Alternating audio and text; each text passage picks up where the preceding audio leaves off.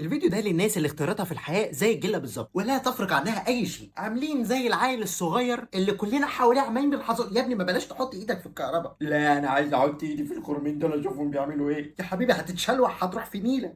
التحر مني من كل حاجة. يا دي النيلة أبو شكلك في إيه؟ وتحس هو ده نفس الشخص بس اما كبر بيشوف أي خرارة هيموت وياخد له غطس فيها. أنا نازل هنا، سيبوني أنا عارف أنا بعمل إيه. يا حبيبي ما بلاش الطريق ده، ما بلاش الشخص ده لا لا لا، انتوا مش شايفين اللي انا شايفه. لا ما شاء الله عليك، وانت البصيره عندك مفتوحه. لابس 3 مرات قبل كده ورايح على الرابعه اهو. هو هاتريك يا ابني، احنا قاعدين في ماتش كوره في ايه؟ انت هتحترف الموضوع ولا ايه؟ ده ايه الخوازيق دي كلها؟ وكل مره يطلع من الخازوق من هنا يقول لك خلاص انا اتعلمت، انا بعد كده مش هحب بقلبي، انا هحب بعقلي بعد كده. يا شيخ حوش حوش النصيحه يالا اللي بتنقط يالا. فين العقل ده يا بابا؟ انت حبيبي عارف تفرق ما بين البقدونس والكزبره؟ ابسط حاجه في الحياه هي دي. خلاص اللي عرفت انها جامده يعني، واحنا اللي حاربينك منها. ده ايه النيله دي؟ وعلى فكره الموضوع مش بنات وولاد بس، بجد في ناس بتندهش من قدرتها على انها تطلع الزفت من العسل. بجد يعني دخلوا على ناس كلهم حلوين وفي واحد زي زفت ما شاء الله، هو ده هم اللي هينقوه. بيشوفوا الشخص الزباله من هنا: ايه ده ما هذا ما لم اراه في حياتي من قبل، هذه احلامي تتحقق. وانت تسمع الكلام اللي هو بيقوله ومش عارف هو يعني في ايه. هل هو بيشوف ببعد تاني، بيشوف بويف لينس غير اللي احنا بنشوف بيه؟ ما تفهمش في ايه اللي بيحصل بجد. وبعدين تستسلم للشخص ده وتقول يمكن هو شايف حاجه فعلا انا مش شايفها، وتسيبه يخش العلاقه. ما شاء الله كل يومين بيعيط،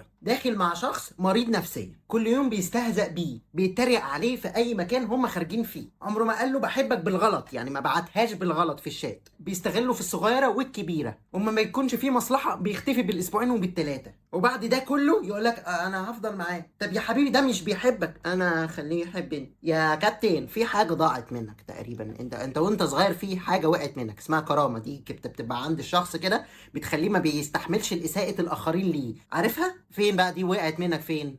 ندور عليها بقى، لانها واضح انها وقعت منك في البامبرز بتاعك وانت صغير. في حاجه انت هضمتها غلط. ندور لك على عمليه زرع كرامه. طيب في ايه؟ وبعدين تحاول تقعد تقنع فيه بقى اللي هو يا ابني طب سيبه يا حبيبي، ده شخص مريض نفسيا ما ينفعش نبقى قاعدين معاه. اسيبه لوحده ازاي؟ لا انا هعالجه هو هيبقى كويس. لا احنا لو كده كنا دخلنا تربيه نفسيه، نطلع دكاتره نفسيين نعالج الناس اللي احنا عايزين نعالجهم، لكن ما بنرتبطش بيهم. على الاقل ناخد منهم فلوس واحنا بنعالجهم. لكن انت دلوقتي قاعد عمال بتصرف عليه وبتلبس انت الخازوق، وانت اللي هتبقى مريض في الاخر. فهتروح لدكتور نفساني ياخد منك فلوس. طب ليه بقى اللفه دي؟ نروح احنا من الاول نبقى دكاتره نفسيين ونشوف بقى نعالج الناس دي. ايه ده بس غريبه. وما تقنعنيش ان الاشخاص دي ما بتبقاش شايفه اللي هي داخله عليه، يعني مش عارف ان هو في خراره، بيبقى عارف وقاعد ومش عارف هو ليه قاعد. طب يعني انا دلوقتي نفسي افهم ليه تروح ترتبط بواحد بيقولك انا مش مستعد خالص للجواز، والموضوع اصلا مش راجع لمشكله مثلا ماديه. لا ده هو مش مستعد، هو اصلا فكره الجواز دي بالنسبه له مش ملهاش لازمه. فايه لازمه الارتباط بقى؟ مش فاهم. عايز حد يونسك؟ نجيب كلب او قطه عادي والله العظيم هيونسوك برضه، وهيغذوا عندك غريزه جلد الذات اللي انت فيها دي. يعني انت هتنضف لهم الكيكي بالليل زي ما هتعمل مع الشخص التاني، بس على الاقل هيبوسوك في الاخر، هيبصوا لك بصه حلوه، مش التاني بتنضف له الكيكي تف عليك. ففي ايه؟ انا مش فاهم. يعني تخيل لما تشوف حد في علاقه مع واحد وتلاقي الشخص ده بيحكي له ان هو خمرجي بتاع نسوان. معلش اصل انا جاي من عند البت فتكات كانت متضايقه جدا امبارح والله، فاضطريت ابات معاها. وهو قاعد بقى بيسمع الحكاوي والقرف ده ومبسوط عادي خالص، وبعدين يجي يعيط لنا احنا. طب حضرتك قاعد ليه؟ مستني ايه؟ هعزم عليك بكوبايه؟ هيبعتك انت الفتكات تاخد بالك منها؟ مش فاهم انتوا قاعدين بتعملوا ايه. اذا كانوا ام وابوه طالقينه في الشارع على الناس ومش طايقينه ومش عايزين يشوفوه، احنا مالنا بقى بالقرف ده؟ ناس غريبه.